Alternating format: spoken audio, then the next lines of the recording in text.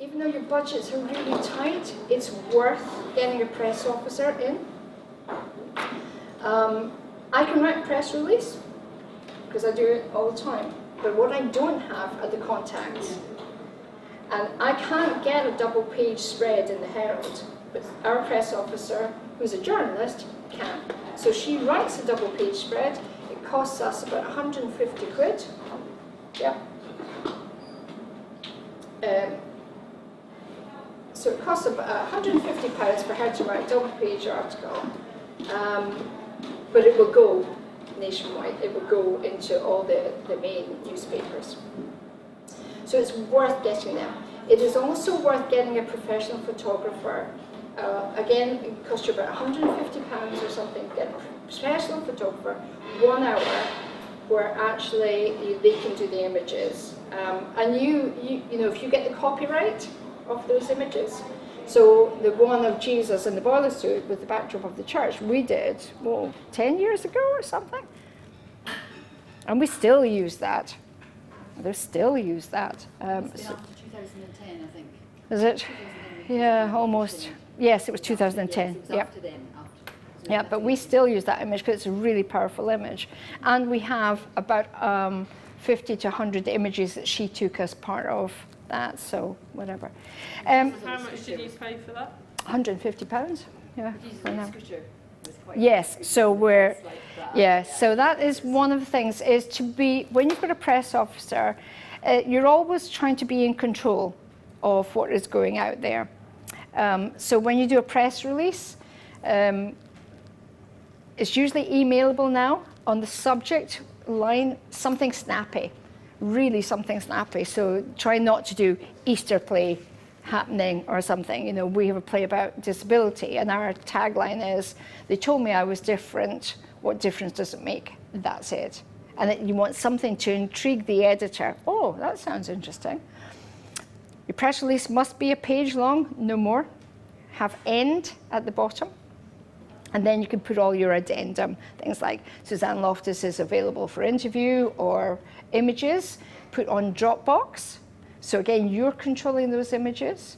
And you put the link to the Dropbox in the press release. Don't do attachments, they never open them.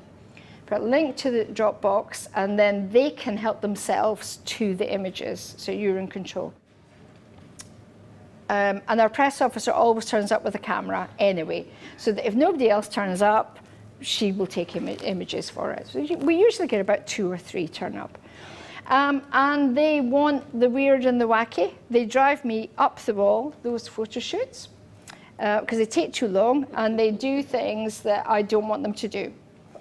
But the press officer knows best. So the point that Joan is talking about, there was 1 year, so they turned up and we had Jesus in the full garb and everything. It was a beautiful sunny day. The daffodils were out in Princess Street. So the journalists thought this would be a great idea to take a picture of Jesus with the crown of thorns on and the robes on the scooter through the daffodils in Princess Street Gardens. Now, if I'd have been there, I'd have gone, absolutely no, no, no.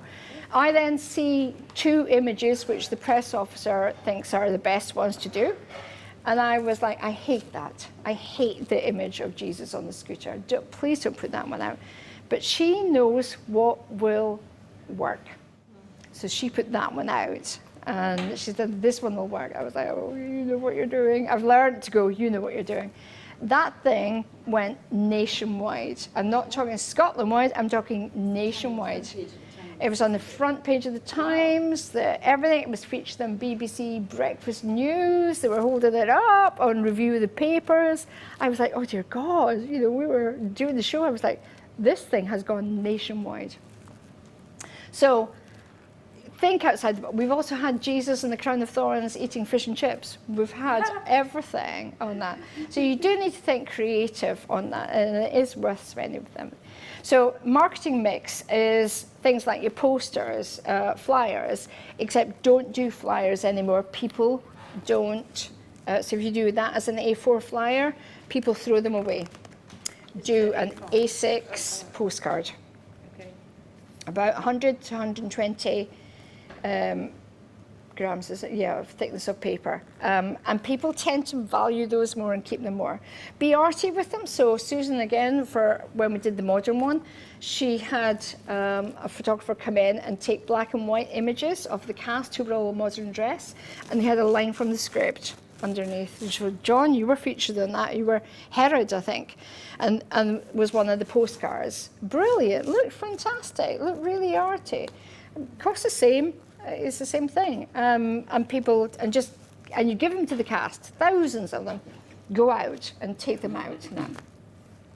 We used to pay for a marketing company to do, you know how you go to theatres and there's always a slot for flyers. It was a bit of a waste of time for that. The other thing to watch in that, unless you're targeting that audience, the other thing to be aware of that, if you're doing something, if this was your flyer, well actually if this is your flyer and it's going into those marketing slots, that's what happens, they get stacked like that. So unless your title is on the top, that's all they're going to see. So you need to think about it. And we made that mistake early on. Went, oh, do you know what? When that goes in, nobody sees anything.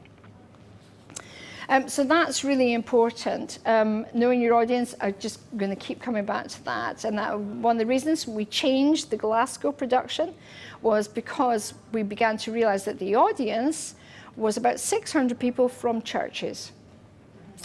And there were no 20 to 40s coming to see that thing. So I shut that one down, and I went, if I want to reach 20 to 40s in Glasgow, where do I do this? We need to take over the centre, which is George Square. It's very modern, it's very built up, so our traditional doesn't work inside that. Also, I didn't want to do traditional because I wanted to attract the 20 to 40s. So we commissioned a young playwright who's now very famous, but he wasn't then, which is good because I couldn't have afforded them. And he wrote a very modern production. So all the marketing for that was modern. Everything was very modern and that. So just think that. When you look at social media, our press officer says that is a hungry animal to be fed. Facebook, you feed it weekly. And it's more for our age group now. The young people are not using Facebook. So again, know what the image is that you're putting out on social media. So currently for our one that we're looking at next year, we have 2 images. Not for the Easter play, for this larger event. We can't decide on, should one be a poster, should one be social media? But actually our press officer says you can have 2. You don't have to have the same one. As long as your logo is the same. That needs to stay the same. Just now we can't decide on the logo either. So that's important. Twitter needs to be fed daily, absolutely daily. And you can do it as characters. So John, I think, did Twitter 1 year as character, that year as Herod. So he was tweeting every day as a character. Instagram is daily. Sorry, for how long leading up? How long did you, was it about 2 weeks? Big ask Yeah. of your cast, isn't it? Yeah, it was about 2 weeks. But sometimes Susan would put it out as the character. Yeah, sure. Yeah. So she would always make sure every day there was something going out on Twitter and that. With photos or not? No, at that point, no, because it was really early on Twitter, so it was still the 140 characters and people weren't really using images. But now I would always put images on a tweet, always.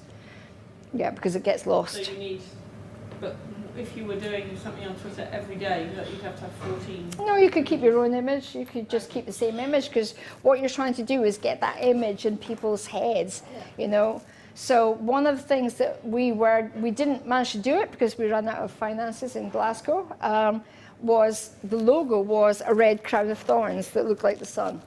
And the idea initially was that I wanted that to appear all over Glasgow in the 2 weeks beforehand, but you know, my budget just ran away with me, so that didn't happen. But that is a brilliant thing. You want to start people getting, oh my goodness, something is happening in the town, in the city. And it's easier if you're in a smaller place, you can do that. It's brilliant to have that concept of, oh, something's happening, and what is that? Physically, the image appearing? Yeah, physically, yeah. You can even get, well, I mean, we're here in Edinburgh, so we get the Fringe, and very often in the Fringe, people are on pavements, You know, there's other stencil. Now, you have to check out if you're allowed to do that and how you're allowed to do that. But very often we get like the outline of a body or somewhere.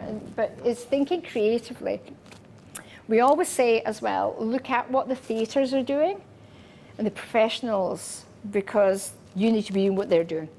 So if you look at most theatre websites now, they always have a video that is kind of, you know, a 1 minute, 30 second, no more than that.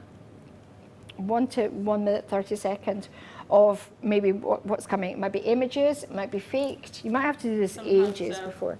Behind the scenes. Yeah, behind the scenes, all that kind of stuff, yeah. And then nowadays they're also having after. So catching your audience and saying, do you mind just saying a few words? Did you enjoy it, first of all? Okay, if you didn't enjoy it, don't go away, go away. And if you enjoyed it, do you mind just saying a few things? And then they make that into a 1 minute, 30 seconds, which goes on your website, which you can share on social media, go out on Twitter. You're not going to use it till the following year, really. Yeah, no, yeah, but it's really good. So why should people come and see your show? That's important, yeah. All right, so a couple of little handouts for you. And then you'll get a chance to, I think probably about 5 minutes or so to actually, if you want to do it. So this is kind of looking at the strategies, just useful tick lists really for you. This is a marketing strategy. So thinking about your running time, thinking about your age recommendations, as we said, that's where we went wrong with crosswords, that on our flyers we did not put, there will be swearing in this play. And maybe suitable for older, you know, teenagers and up. And that's why we, like Mike said last night, we didn't get a lot of criticism, but we got it immediately. It happened. Somebody said, you didn't tell us there was swearing. So then we had to go into damage limitation there. And everybody was fine, you know, from that point on. I literally was standing as the audience came into that scene going, just want to tell you there's swearing. And people were like, well, he's about to see the crucifixion, he's fine. So actually, everybody was fine. There was a couple of churches really objected to what we did. And that took a long time to repair relationships there. And I felt like I needed to flee the country for a while. Anyway, so marketing copy, you name, put a quote, something snappy that makes your editor go, oh my goodness, what's this all about? What can you expect? So what is it that people are going to see? The title of the play, if you know, then your creative team. And like I say, you put biographies available on request. Don't put your director's long CV or whatever there, even if they insist, don't. Rehearsal footage, production shots, e-flyers. So again, make your flyer available, not too big, that it takes, you know, 3 hours to download or whatever. Reviews available, and then all those things. So that's a little checklist. Then there's a campaign overview, which is like 3 project goals. What are we aiming to do? Why are we doing the play? You know, I think that's really important. Why are we doing this? What are our goals? What are our aims? What are the key messages in that? So we are doing the Edinburgh Easter Play as part of a much bigger project, which my company is producing next year, which is to do a real-time passion play.